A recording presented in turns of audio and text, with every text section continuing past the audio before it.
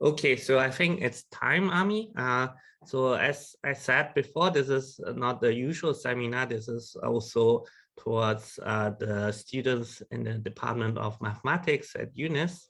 So in part, it's a colloquium, and in part, it's a research talk. So for the audience who are not in string theory, let me briefly introduce today's speaker. So it is a great honor to have Professor Amihay Hanany from Imperial College London as our speaker today. So Professor Amihay Hanany received his PhD in 1996 at the Weizmann Institute of Science in Israel and moved to the United States, where he was at the Institute for Advanced Study in Princeton until 1998, and then moved to MIT in Boston as an assistant professor. And in 2007, he moved to Imperial College, where he is currently a professor in theoretical physics. So Professor Hanany's work has been very influential in shaping modern string theory. In particular, his work with Fields medalist Edward Witten paved the way towards a better understanding of how gauge theories can be constructed with brane constructions in string theory. And his work made various connections to mathematics. For example, his work on dimers and brane tilings.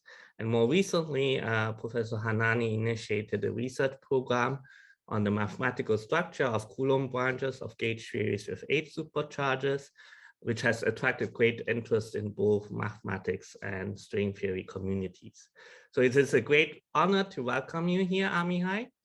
And please go ahead with your talk. Thank you. Thank you very much. If you don't hear me, please let me know. Thank you for inviting me to give this seminar. Today, I will give a description of the progress we had in understanding modular spaces of supersymmetric gauge theories.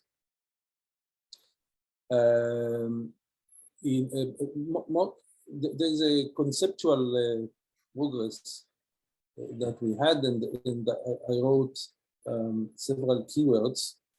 Here, first of all, we will discuss this notion of a symplectic singularity.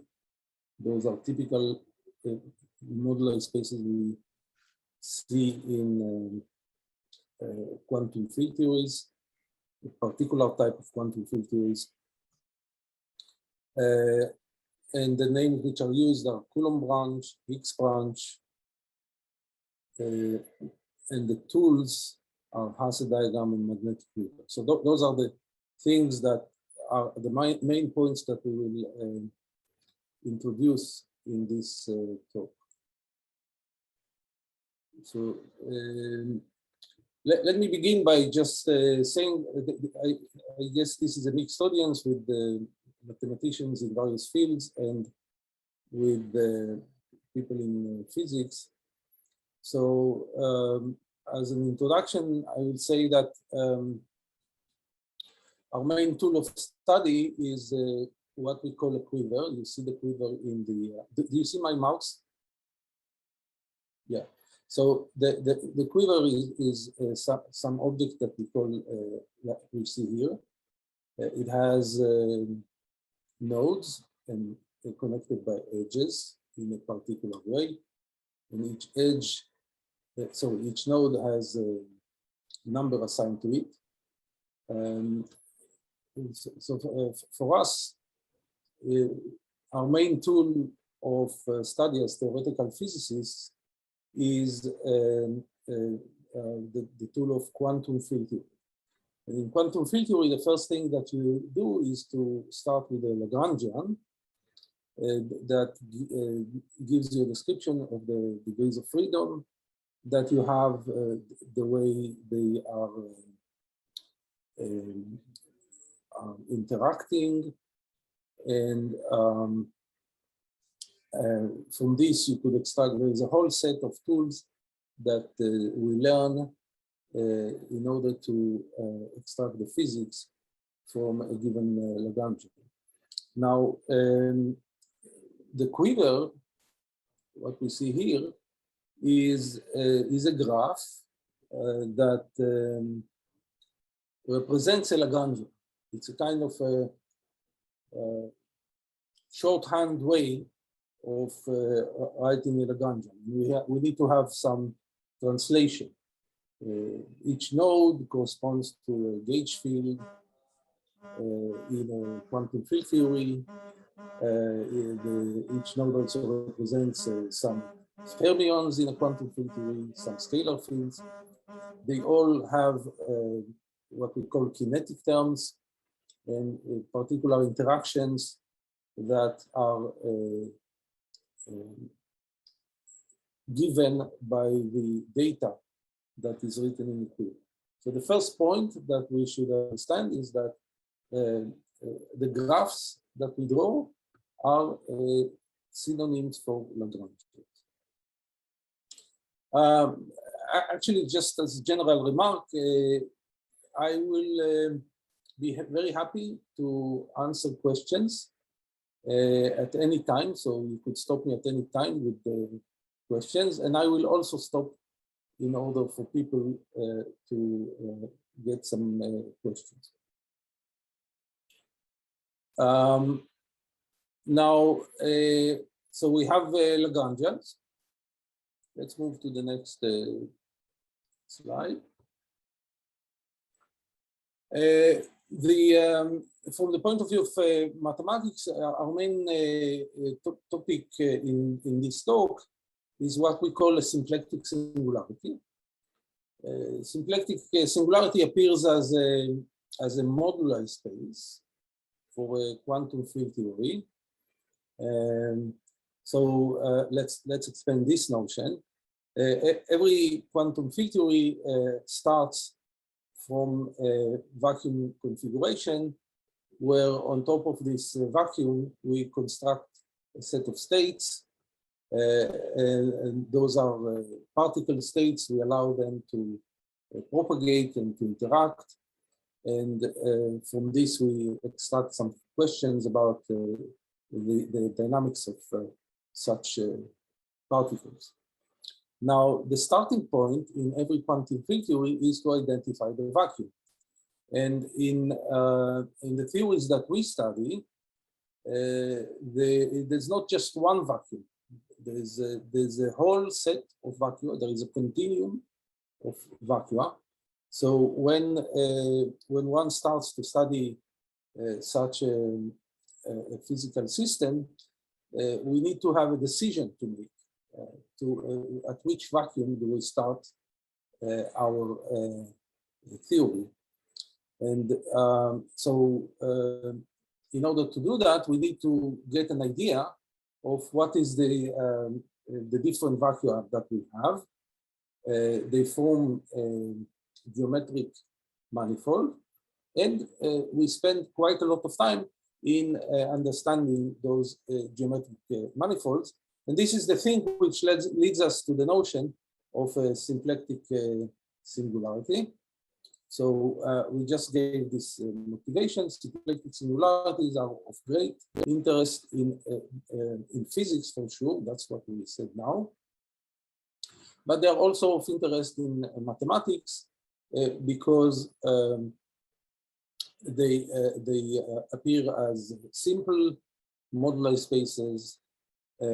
And I will say this thing over here. So let me say in more detail. In physics, the vacuum moduli divide into two essential branches. There's also a notion of supersymmetry. So we are going to fix the number of supersymmetry. And if you're familiar with supersymmetry, we're going to fix our supersymmetries to have 8 supercharges. And in theories with 8 supercharges, there are 2 types of modular spaces, which are called Higgs Punches. And I also need to specify the dimensions. They show up in 3, 4, 5, and 6 dimensions. And so in every such dimension, there is a new phenomenon to discuss. There is a whole set of physical phenomena that we have to understand. And I hope to describe some of them during the talk. We also are interested in Coulomb branches in 3 dimensions, and all of those moduli spaces would show this notion of a symplectic singularity. So that's the way they show up in a physical system. In mathematics, there is also great interest in representation theory, in algebraic geometry, as things which are called closures of nilpotent orbits. So if you're familiar with that, then those are simple examples of symplectic singularities. More generally, they appear as slices in the affine Grassmannian. The affine Grassmannian is a very interesting object, but I will not have time to talk about it today. Okay, so we gave motivation for the appearance of those singularities in both physics and in mathematics. And over here, we see a few examples of quivers, or actually these are graphs, where for given such a graph, we extract this is the data, the combinatorial data, which gives us the symplectic singularity. Any questions?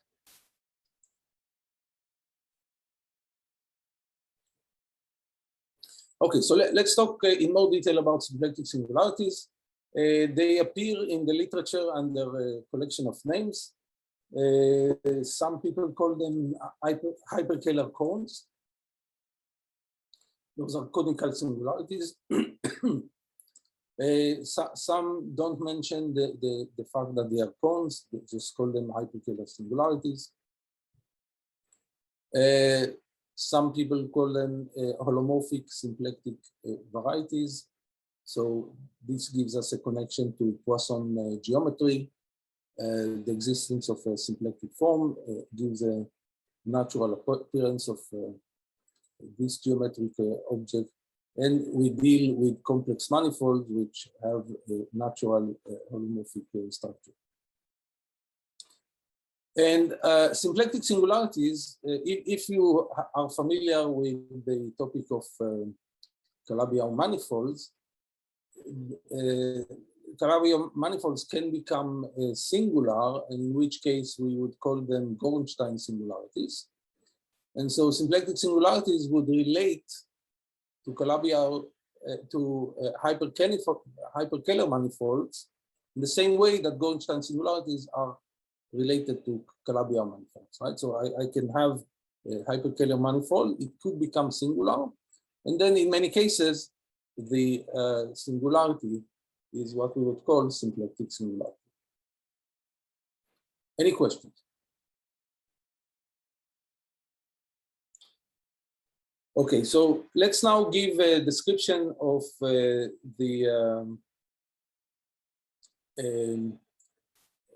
general way symplectic singularities show up in mathematics. So here's a graph. Let's say we have the set of all possible symplectic singularities. Some of them can be constructed by a method which is called hyperkähler quotient. So if you're familiar with this algebraic geometric construction, there is a hyperkähler quotient.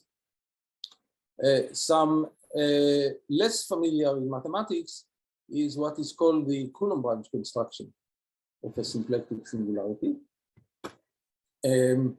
This is relatively new. It's been known to mathematicians since 2014, and our work actually was influential in getting mathematicians to appreciate that there is some very important mathematics which could be extracted from the intuition that we have in physics.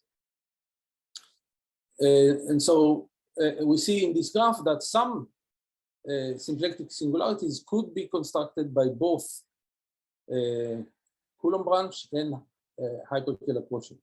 This is this part of the graph. In such cases, we would say there is a physical term which is called three-dimensional mirror symmetry, in which you have an interesting situation where a symplectic singularity can be constructed both as a Higgs branch and as a Coulomb branch. And it has both interesting physical consequences and mathematical consequences. There are other singularities which cannot be constructed as neither Coulomb branch or Higgs branch. Those are more exotic. We don't know about them so much because we don't know how to construct them. There are also cases where you have hyperkähler quotients which are not symplectic singularities, and there are also Coulomb branches which are not symplectic singularities. So there's a whole variety of phenomena which appear both in physics and mathematics, and our object is to study all of those interesting things. Any questions? I mean, do you have any idea about the symplectic singularities that are neither hyperkähler or Coulomb branch? What was the last part of the question? That are what? Neither hyperkähler or Coulomb branch. Yeah, so those are very hard to reach. So I'll give you one example. If you take a nilpotent orbit of an exceptional algebra, the lucky thing about those is that we can construct them algebraically by commuting matrices, by embedding the exceptional algebra in bigger matrices.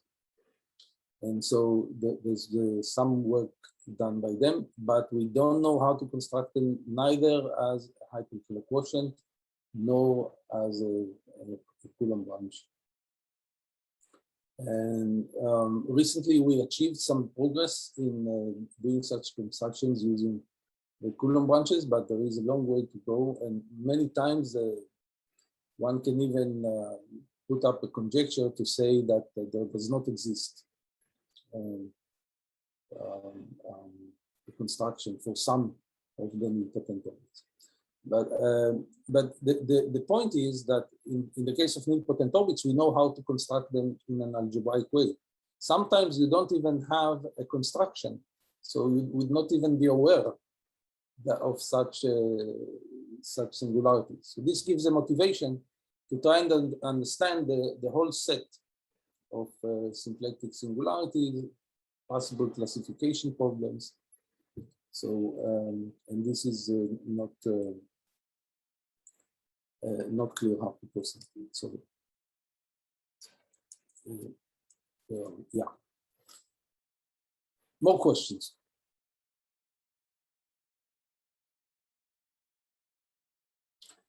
Okay. Next, I will move to describing the way symplectic singularities arise in gauge theories. Gauge theories are the main tool that we use in order to characterize the interactions of particles in the real world. Some of you have heard about the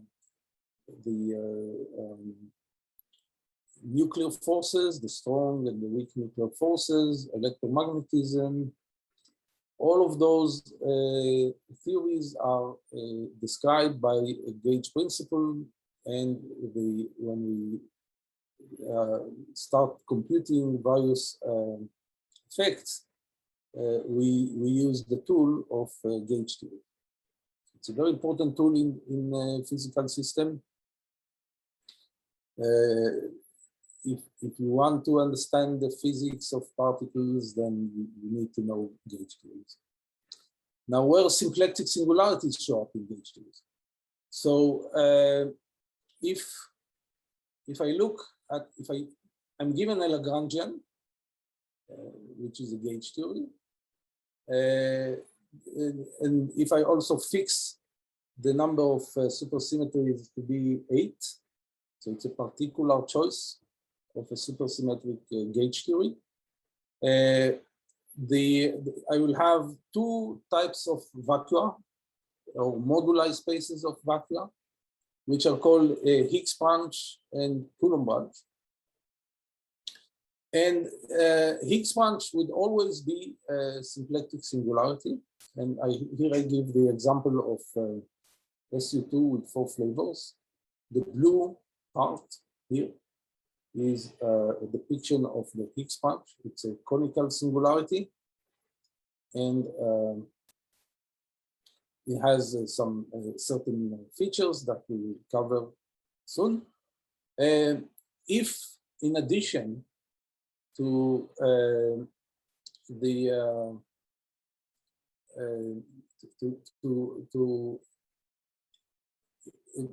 taking this gauge theory, I will fix the dimension of space-time to be 3, then I will have a Coulomb branch, which is also a symplectic singularity. So the point is that Coulomb branches are not symplectic singularities in dimensions higher than 3. They will have a different structure, and there will be an interesting system to study in such cases. But if I am in 3 dimensions of space-time, then Coulomb branch will become symplectic singularity, and therefore it's a relevant system. I remind you, those are the set of vacua, and as a quantum field theory theorist, what I need to do is to figure out which vacuum I pick, and from this to build a set of particles that interact. Okay, so that's the relevance to physics. Now we're going to study the features of such system. Any question? Next point is that symplectic singularities also are very natural in brain systems. So here is a depiction of a brain system. Over here, it's a kind of simplification of what the brains should be. Each line represents a brain, but the brain is an extended object in space-time. We have a string theory where brains are subset of space-times, and they have dynamics on them. And a general problem in string theory is given such a brain system, what is the dynamics of such a brain system? And it turns out very nicely, and Rak-Kyeong mentioned my work with Witten, that if you study the dynamics of such a brain system, it is given by a gauge theory, and not just a gauge theory, by a quiver of the type that we saw up to now. And hence, if I want to understand the brain system, then I better understand the gauge theory. And from this leads us to a motivation to understand symplectic singularities. I also mentioned here the Affine-Grassmannian, but just as a phrase, if you are interested, it's a very interesting object, but I will not have time to cover it today.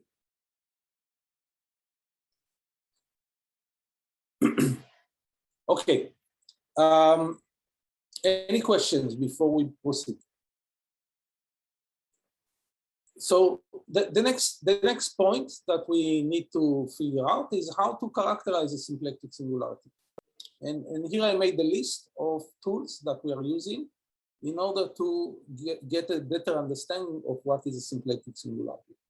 And I will order those tools by the ease of the computation. So the first point that you would say is to compute the dimension of this geometric singularity. We typically work in quaternionic dimension, so if it's the real dimension divided by 4.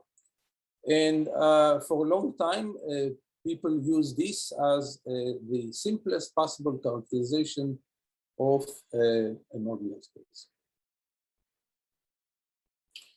More involved is the concept of global symmetry. So given a symplectic singularity, there is a set of symmetries that are present in this space. And as physicists, we always prefer to work with the spaces which have the biggest possible symmetry, because then we could use techniques in representation theory in order to characterize this space. And it shows up in various problems like the modular space of instantons in physics or in other problems, both in geometry and in physics. So global symmetry is an important characterization of a symplectic singularity.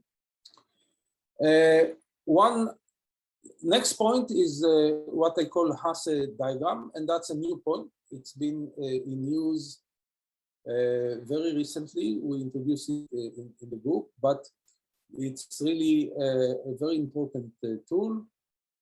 It's one of the breakthroughs that I listed in my abstract preparing for this talk. This is really a diagram which changes the way we think about symplectic singularity. It is relatively easy to compute, but it gives you a very nice piece of information about the symplectic singularity. In short, I will say that it characterizes the way the singularity degenerates as I move towards the origin.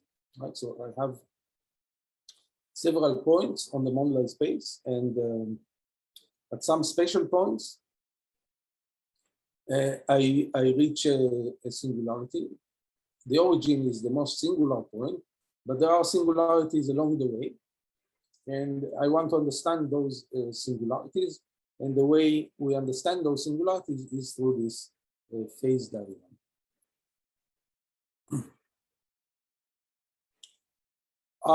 Okay, the next point about understanding symplectic singularity is to do some piece of representation theory. There is a ring of holomorphic functions, and I want to know what is the way those functions transform under the symmetry. Right, so they transform in irreducible representations. And to get the representation content, what I will need to do is to compute the so-called Hilbert series. This will allow me to get all of this information about the way functions behave under the symmetry. Hilbert series is not too easy to compute, so it becomes harder as we go down.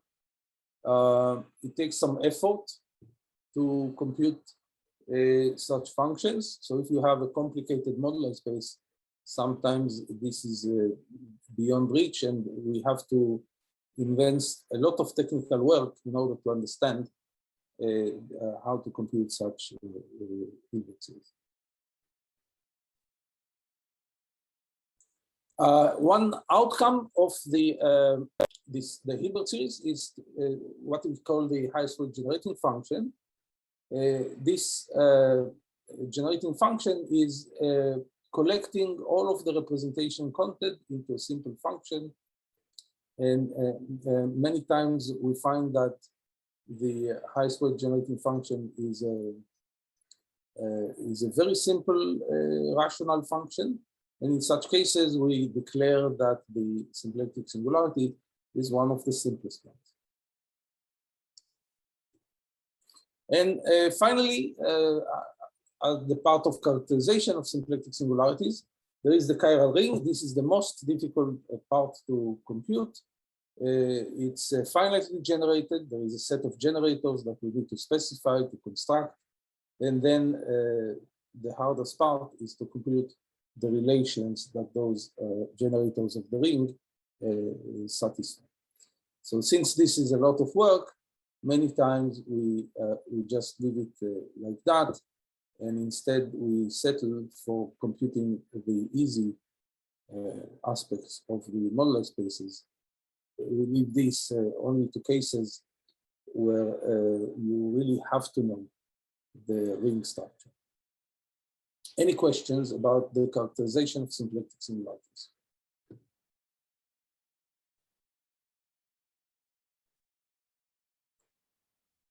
Okay, now let's go back to one of those symplectic singularities. We'll talk a little bit about the Higgs Punch. So the Higgs Punch has been a topic of study in physical systems for many years, starting from the late 70s, early 80s. And since many years have passed, there has been many papers which were studying Higgs punches. In mathematics, those are called hyperkähler quotients, and this became a very standard tool in constructing symplectic singularities.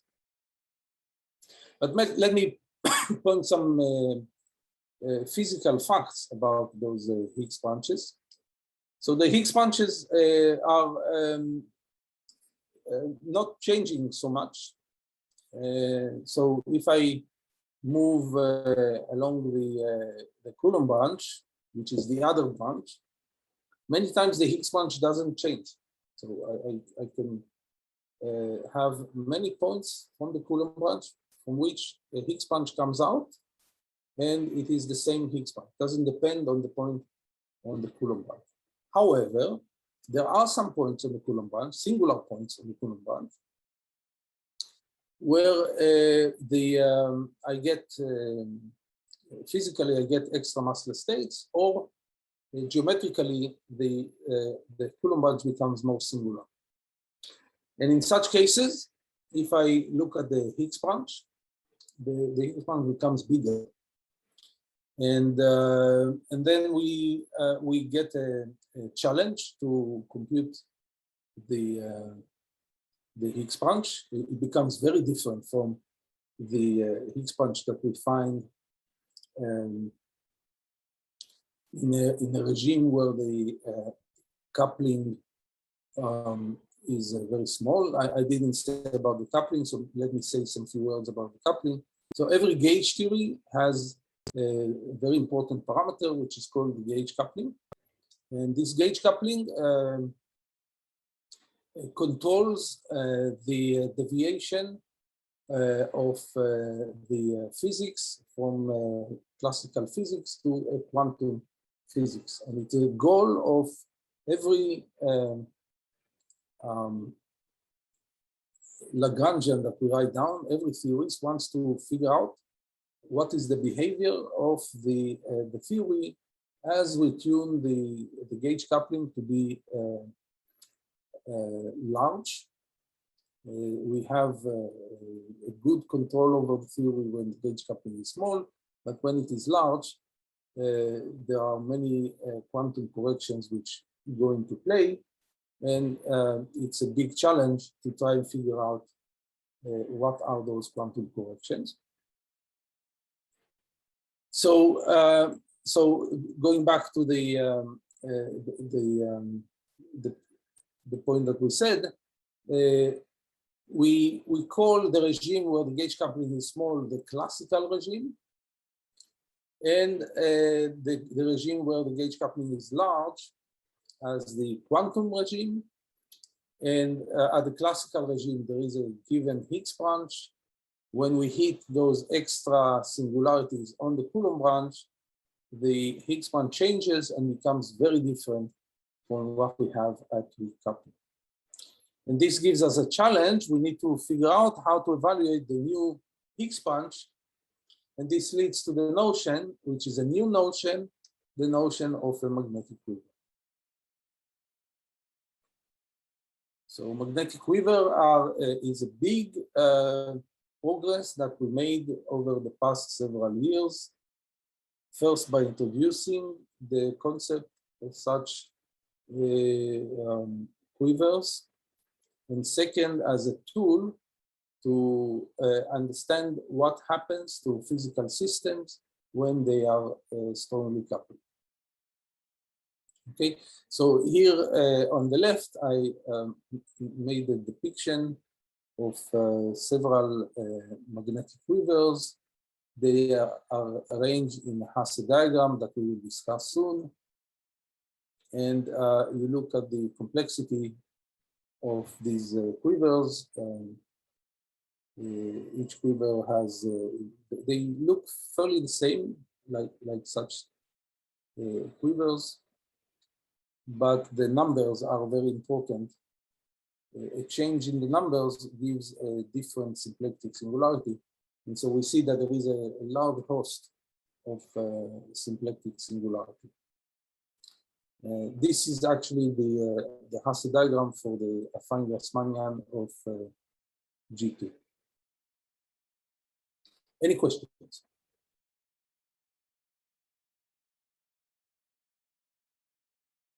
Okay, so remember the point. Magnetic quivers are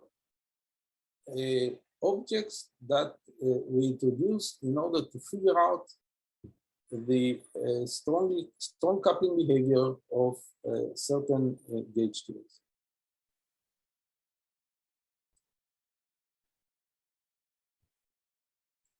Okay, let's now talk about a Coulomb branch.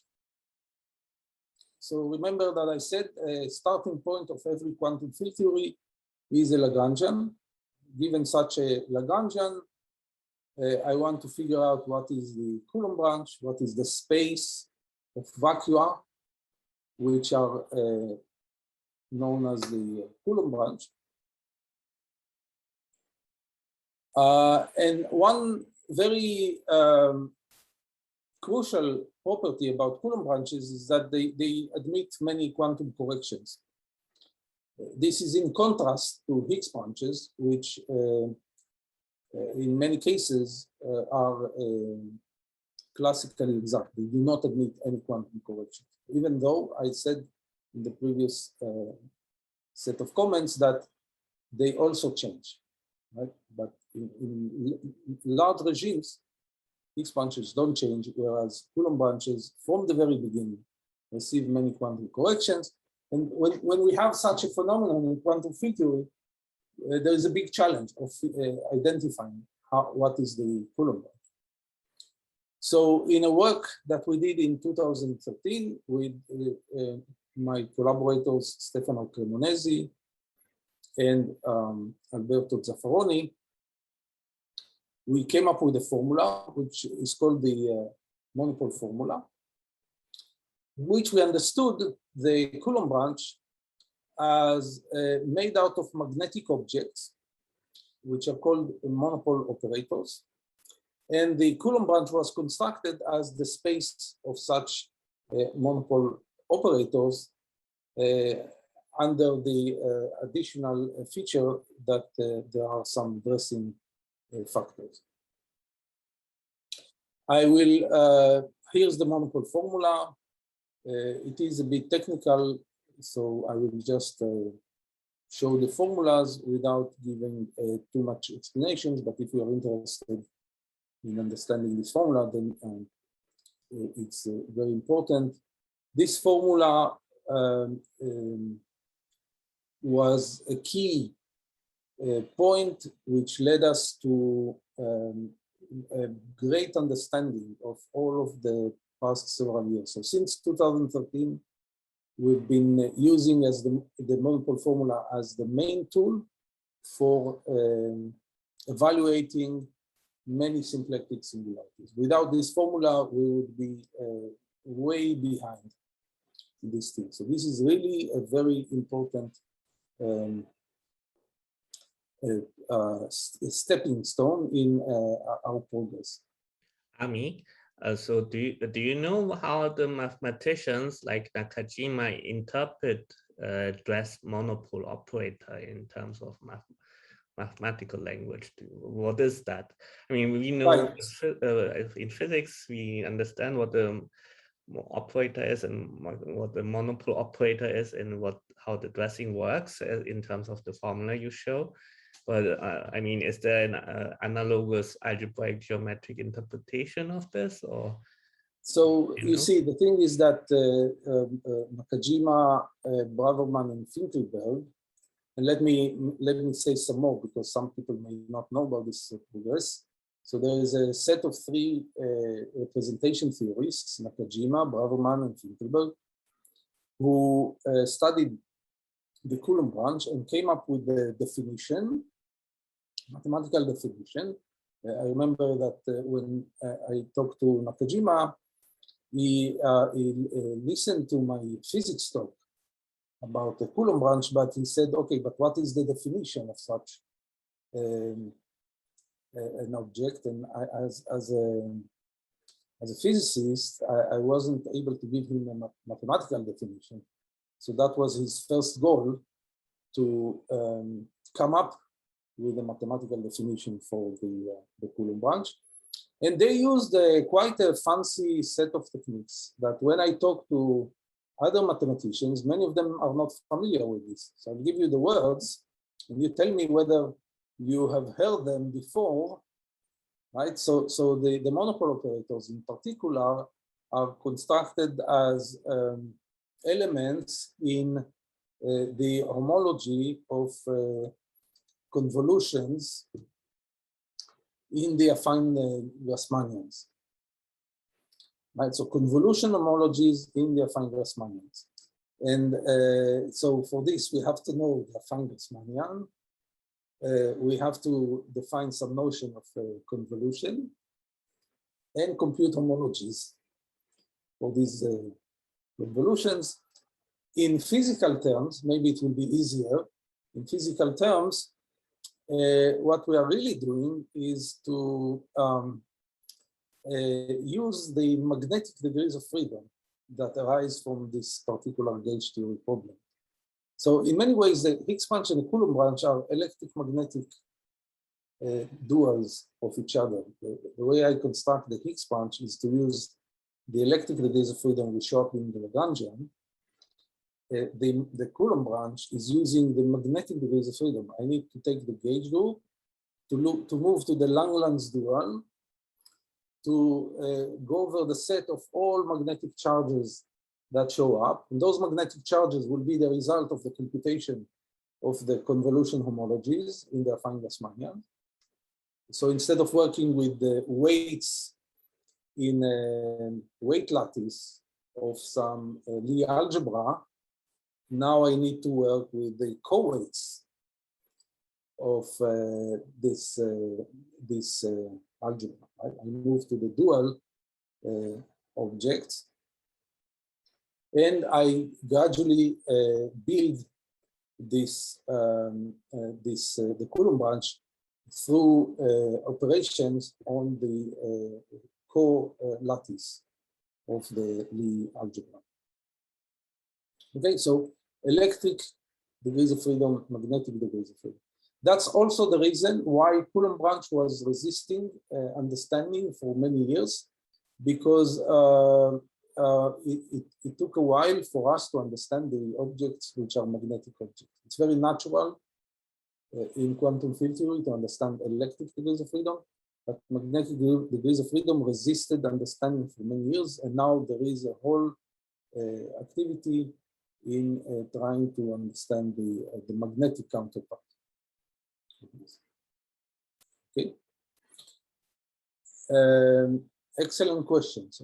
Any more questions?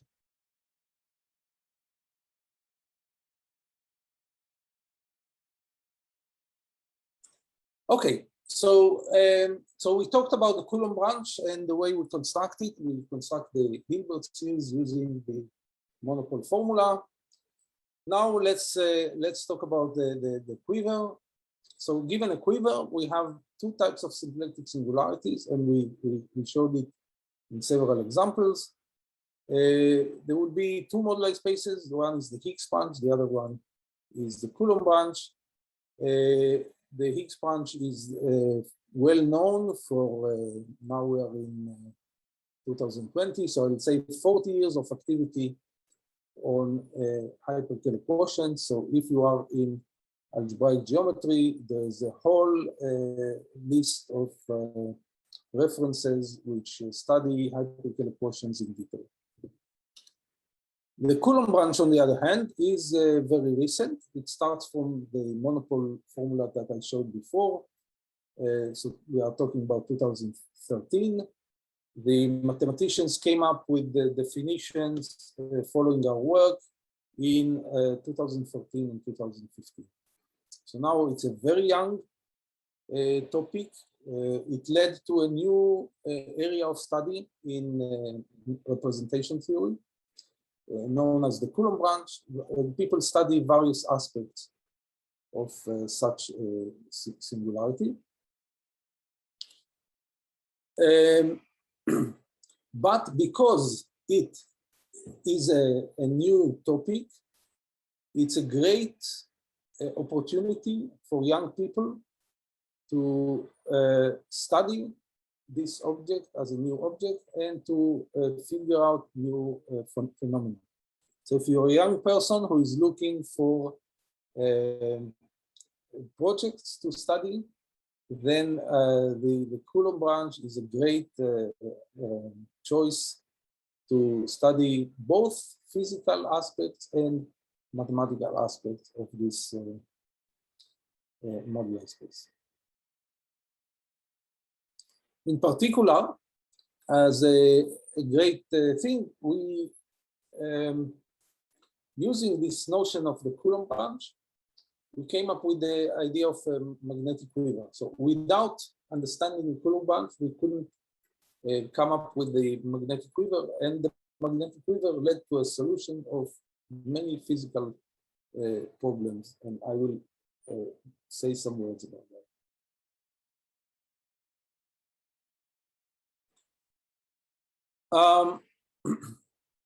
Okay.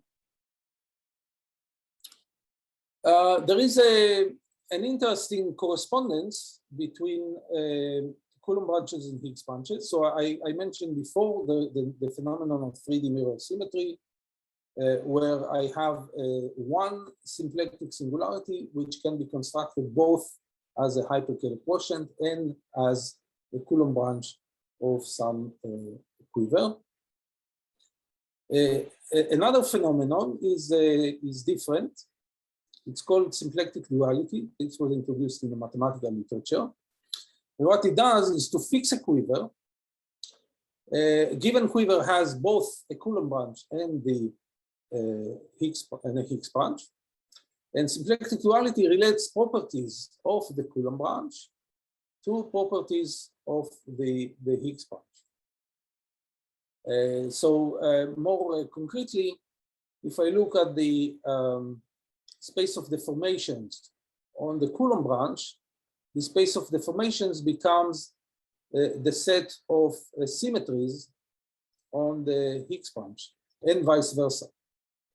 So I'm able to relate symmetries to deformation parameters in one side. In mathematics, if you are familiar with this language, they relate the two categories. So one is the so-called Fukaya category, and it is related to the category of coherent shifts. Okay, so Fukaya category of a Coulomb branch is related to the category of coherent shifts on the Higgs branch and vice versa. That's the notion of symplectic duality. And I wrote here not to be confused with 3D mirror symmetry, because I've seen that many people are confusing with mirror symmetry. So let me just explain the difference. In 3D mirror symmetry, I fix a space and I say that there are two constructions for this space. One has a Coulomb branch, one has a Higgs branch. In symplectic duality, I fix the quiver and I say that the Coulomb branch is related to it's not equal, it's related to the Higgs branch through this correspondence of categories. Or physically, I relate the set of symmetries to the set of deformations of the other space. Any questions? Yeah, so in Higgs branch, deformation is Fi term, right? In Coulomb branch, what's the corresponding Fi term? It's the masses. So remember that masses are triplets. Oh, and so those, and okay. so from the early days of 3D neurosymmetry, people were saying that the set of Filopoulos terms of one theory are mapped to the set of masses of the other theory, and geometrically those are the formations of the of those two modular spaces. No, but I'm saying for given keyword, there are only two parameters, Fi and mass parameters. But you sounded like in each branch, Higgs branch, you have both. Oh, okay, okay. So now I see. All right, thank you. Yeah, right. So Higgs Punch has the formations which are Filopoulos terms, and Coulomb Branch has the formations which are masses. Right. On the other hand, the Coulomb Branch has symmetries. Right. So the parameters of the symmetries of the Coulomb Branch are Fi. The formations. That's right. Yeah. Okay. Yeah. Very good. Thank you for the question. More questions?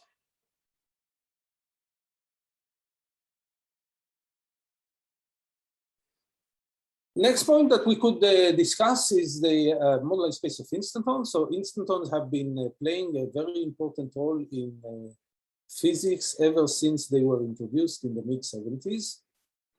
And they show up in a whole set of problems in particle physics, in areas of theoretical physics, tunneling phenomena, in mathematics. There's been a great deal of effort trying to understand the modular spaces of instantons. So it's a very big topic.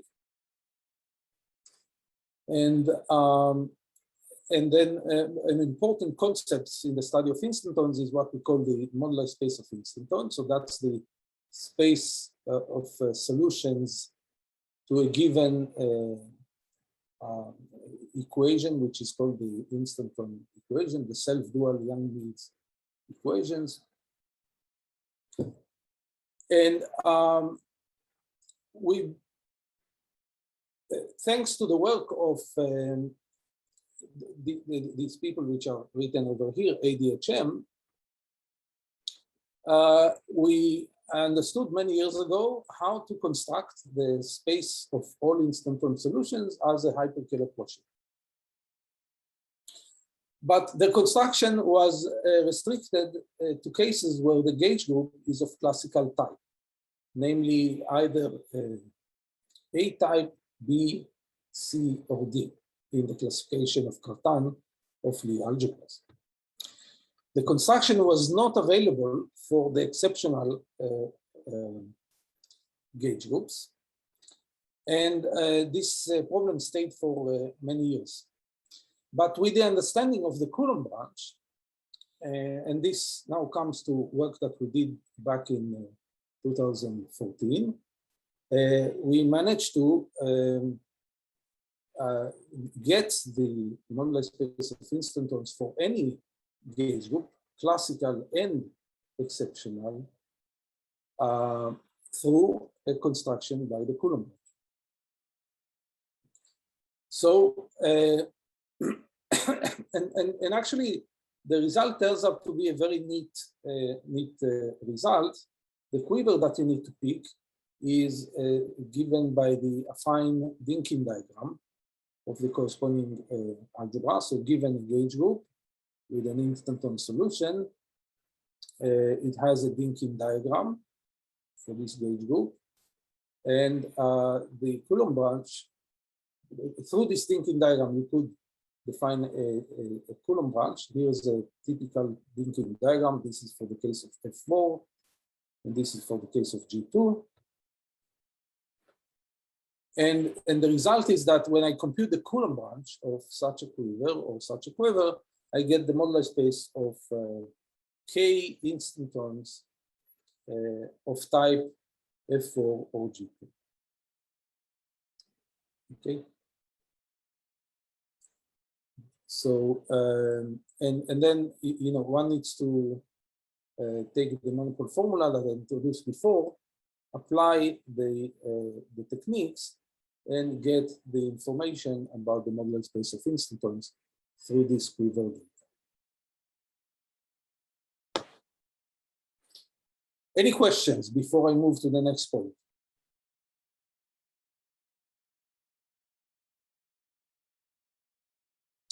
Okay, so we are getting closer to the introduction of Hasse diagrams. So let me now focus on those quivers that we see over here. Those are one of the most basic quivers that we find in the topic of symplectic singularities. They are well known in many areas of mathematics and in physics. Those are the ADE quivers, the A, the D, and the 3E quivers. They are familiar in the study of Lie algebras, of root systems, and here for our particular application, it's in the study. So we use them as quiver gauge theories. So we should think of every such quiver as representing a Lagrangian in some dimensions. It could be 3, 4, 5, or 6 dimensions. And from this, we extract the relevant physics. And remember, our goal is to understand the Higgs Punch and the Coulomb Branch of such Lagrangians. Now, if I restrict to, let's first discuss the Higgs punches. So this goes back to the work of Kronheimer from early 80s. Kronheimer told us that if I compute the Higgs punch of such a quiver, then the modular space will be a Klein singularity of the type of the corresponding algebra. This is an A algebra, and so this will be a Klein singularity of type A.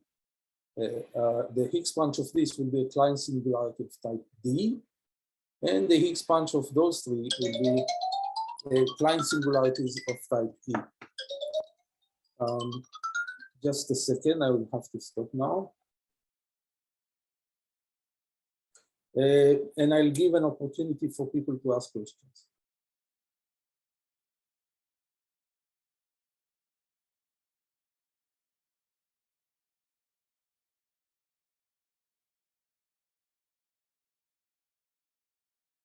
Ami, you have about 15 minutes, 20 minutes left.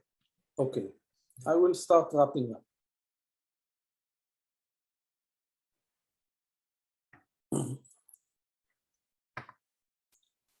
Okay.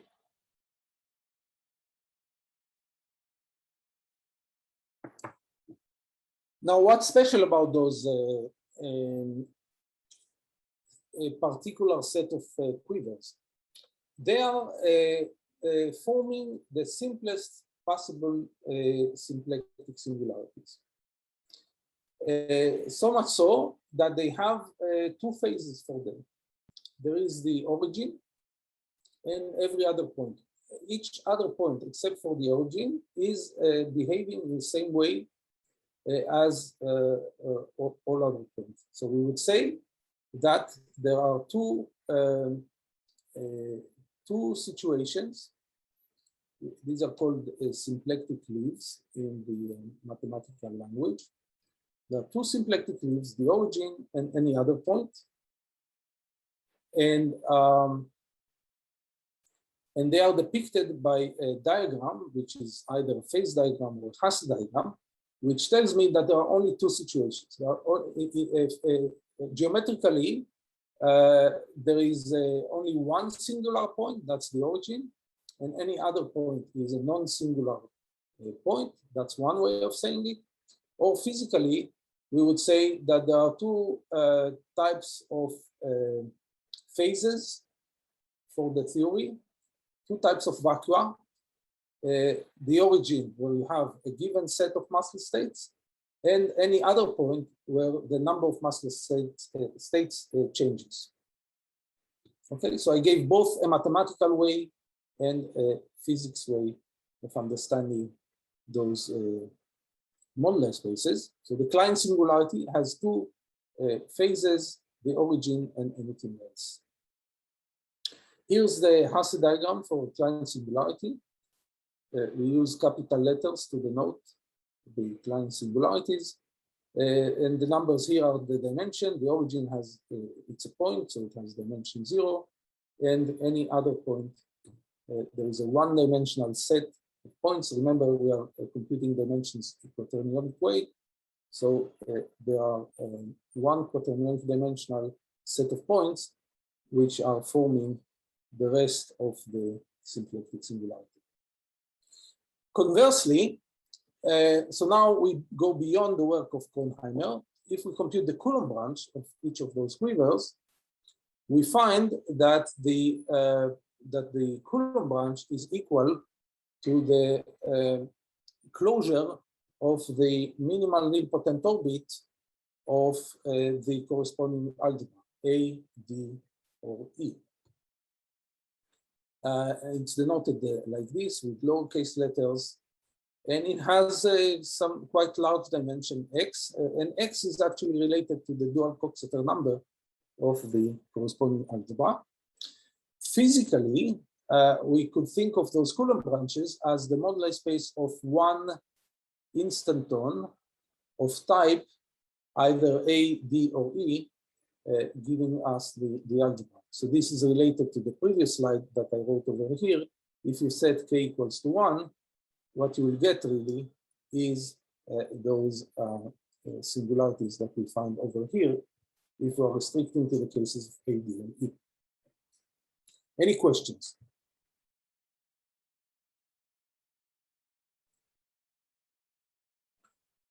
Okay, and so now let's talk about the magnetic quiver.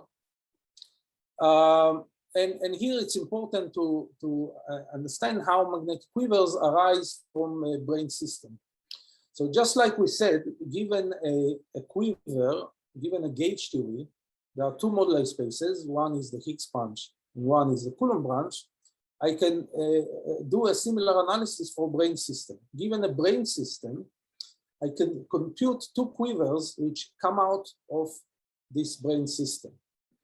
One quiver is we would call the electric quiver, and this is a technique that goes back to my work with Witten from '96, where we just showed a way, a dictionary of taking a brane system and extracting from it the so-called electric quiver. However, there is an extension to this. Given the same brane system, I could also extract the magnetic quiver. And again here, it's related to the electric-magnetic duality that I mentioned that exists between Higgs punches and Coulomb branches. While Higgs punches would correspond to electric degrees of freedom, Coulomb branches would correspond to magnetic degrees of freedom. And the magnetic quiver would actually be constructed by taking dual objects to those which are used for electric quivers. So in electric quivers, what we do is to stretch fundamental strings between D branes, if you're familiar with the language of string theory. In magnetic quivers, we stretch the dual objects, which are D branes stretched between other D branes, and they form the magnetic quivers. And so given a brane system, I'll have two such quivers, the electric and the magnetic, and this will allow me to solve great problems which were hanging for many years in understanding the behavior of strongly coupled theories. So that's the important comment. It's a major change in our understanding of both brane systems and gauge theories in 3, 4, 5, and 6 dimensions. That's a critical point. This is one of the main messages of this talk. So please let me know if you have any questions.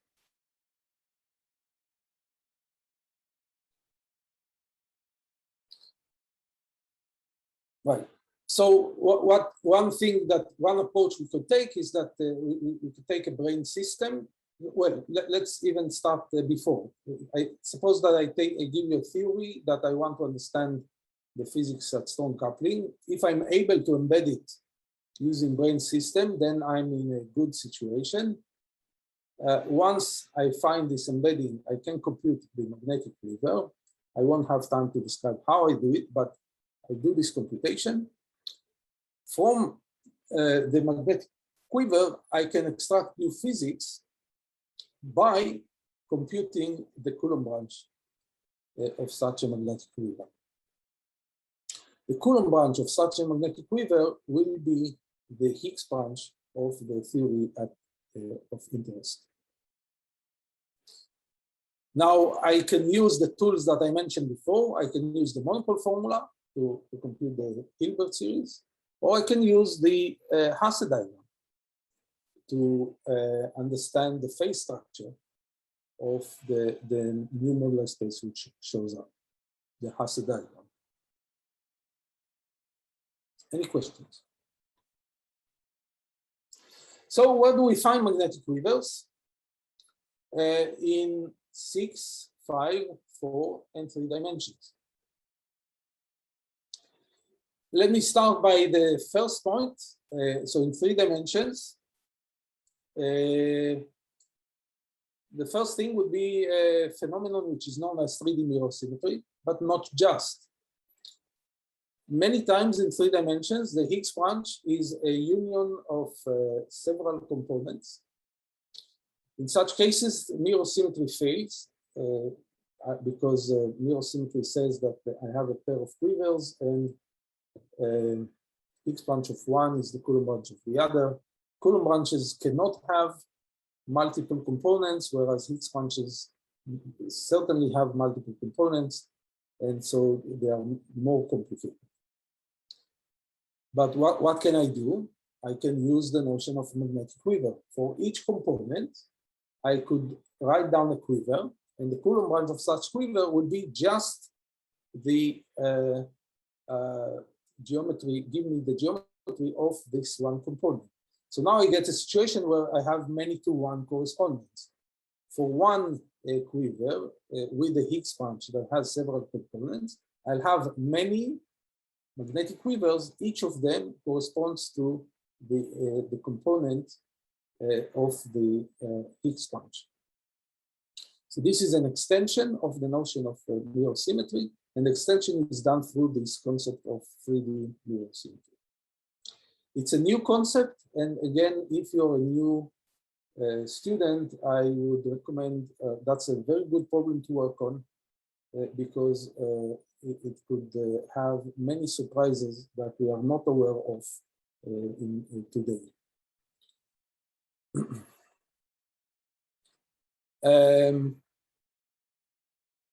How much time do I have? Not too long, right? So 5 minutes. So let me just wrap up.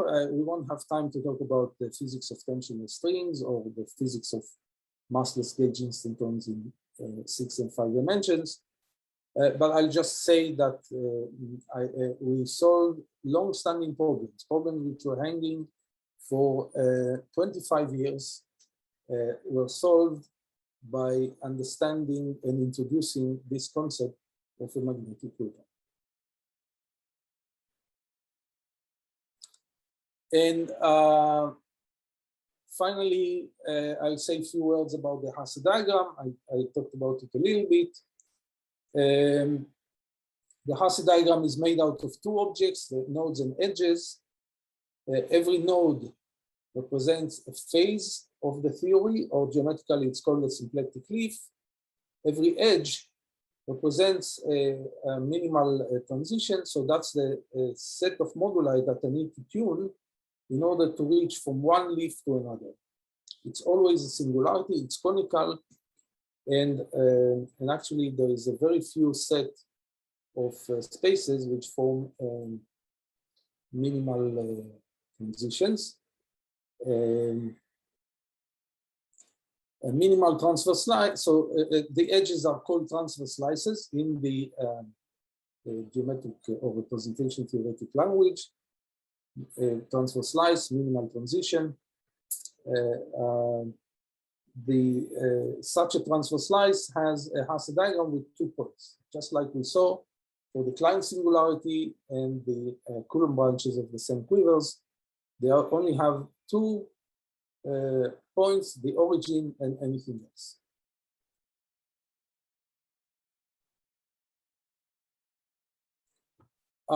We compute Hasse diagrams using some procedure which we call quiver subtraction. This is an algorithm. It's very easy to teach a computer to compute the Hasse diagram using the method of quiver subtraction. I will just say that this method exists, leaving details to questions if somebody is interested in understanding how to do it. And here are examples of Hasse diagrams that we are able to compute using the method of quiver subtractions. These are taken from the theory of nilpotent orbits. So the top point in every such graph is so-called the nilpotent cone of the corresponding algebra. So here's the nilpotent cone of the SL7, and it has quite an intricate structure of degenerations. All of the singularities are depicted in this graph, and every edge here has a label, A6, A4, and so on. So this corresponds to Kleinian singularities, and also other types like in here, which corresponds to closures of minimum nilpotent orbits of the corresponding algebra. So A3 is the closure of the minimal nilpotent orbit of type SL4. Now, it's a very nice achievement that we use the method of quiver subtraction to compute such a phase diagram. So you see that it's quite complicated. So this modular space is quite complicated modular space. It has so many symplectic leaves, or physically it has so many situations where massless states show up, all the way down to the origin. So this is a point, and this is a high dimensional object, and in between I have a multitude of phases that I can get. By looking at such Hasse diagram, I get an impression of the complexity of such a modular space. So this modular space is a simple modular space because it has only 2 phases, 2 leaves, whereas this modular space is quite a complicated modular space. So the Hasse diagram really gives me an impression of how complicated my modular space is, or physically, how many phases I have in my physical system. I won't have time to talk about inversion and the algorithm. So let's move to the summary.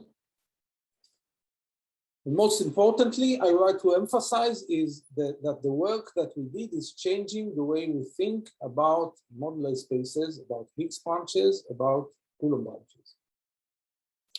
Or mathematically, as we change the way we think about symplectic singularities. So we have the Coulomb branch, and it's a relatively new way of constructing symplectic singularities. Remember, the work happened in 2013, and since then, a whole new set of singularities became available because we were able to construct them using the Coulomb branch. The quiver gets a new new interpretation. I can think of the quiver as providing combinatorial data to construct a symplectic singularity. So that would be the analog of toric geometry. In toric geometry, I draw a toric diagram, and the toric diagram gives me all of the information that I need about the toric singularity. So we should think of the quiver as the object which is analogous to the toric diagram for a toric singularity. And again, it's a changing the way we think. We did not think of a quiver like that, but that's the way we think about such singularities. The next point, phase diagrams. I've not seen phase diagrams in studies of singularities.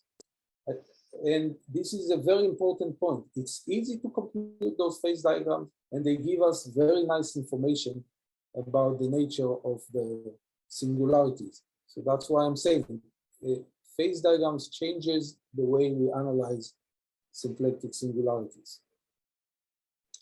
Brain systems. Brain systems are very instrumental in getting the notion of magnetic quivers. So to date, we don't know how to construct magnetic quivers without brain systems. So it's a big challenge to try and construct magnetic quiver for cases where I do not have an embedding in brain systems. But because we were able to embed in brain systems, we managed to get plenty of recent progress to study the physics of tensionless strings in 6 dimensions, to study the physics of massless gauge instantons in 5 dimensions, and to understand 4-dimensional Argyres-Douglas singularities. Quiver subtraction is very crucial. That's the main tool in constructing phase diagrams. And the monopole formula, probably the thing which initiated all of this progress that we had since 2013, it opened the window to all of the achievements that I said in this talk. So thank you very much. Thank you very much, Ami. Thank you for the wonderful summary talk. Are there any questions in the audience? So, Ami, thank you very much for the nice talk. Hello, how are you? Yeah, can I ask you one question? Yes. So consider the 5D shafts or the brain maps for the 5Ds. So you have lots of different phases. They are, so the edges are the transition between the phases, right? Yes, yeah. So physically, I need to think about all of the moduli that I need to tune in order to move from one phase to a second, to a phase where you have more massless states. Okay, so for the Calabi-Yau geometries, such transition corresponded to always flap transitions in geometry? It's not at all clear. It's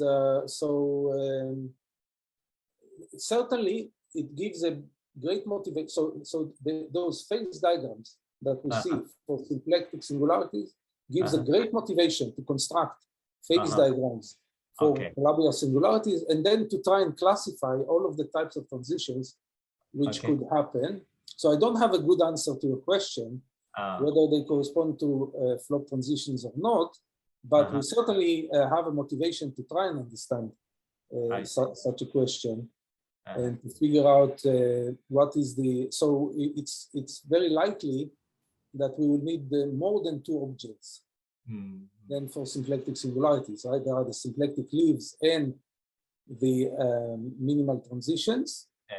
But for Calabi-Yau, we may need more objects. I see. Right? But it's the right spirit. It's the right spirit because for Calabi-Yau singularities, you have a hierarchy of the generations. And we want to get an impression of such hierarchy by drawing diagrams. And, but we also need to understand what kind of object should be in this diagram. Yeah. Nice. Thank you. Are there any other questions? So, I mean, you see your work related to Langland program? The Langland program shows up when we think about the Coulomb branch. The Coulomb branch is made out of magnetic objects. And so when I'm given a gauge theory, in order to understand a Coulomb branch, what I need to do is to move to the dual lattice, not to the lattice of electric charges. I need to think about the lattice of magnetic charges. And the Coulomb branch is made out of objects related to the magnetic lattice, right? So I move from weights to co-weights.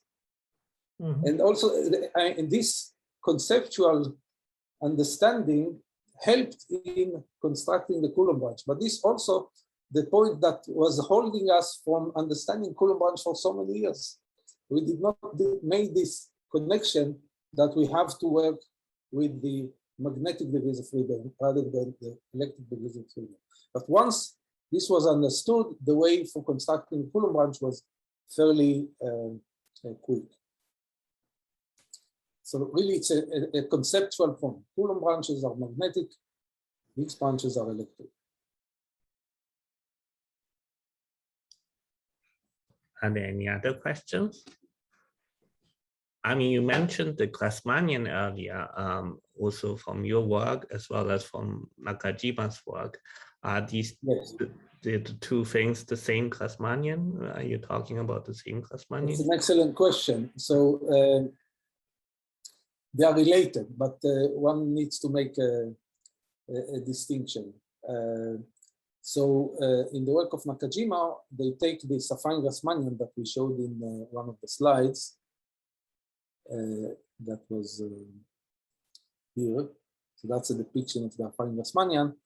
And every quiver here is given by a vector, two vectors of numbers, the vector of gauge nodes and the vector of flavor nodes.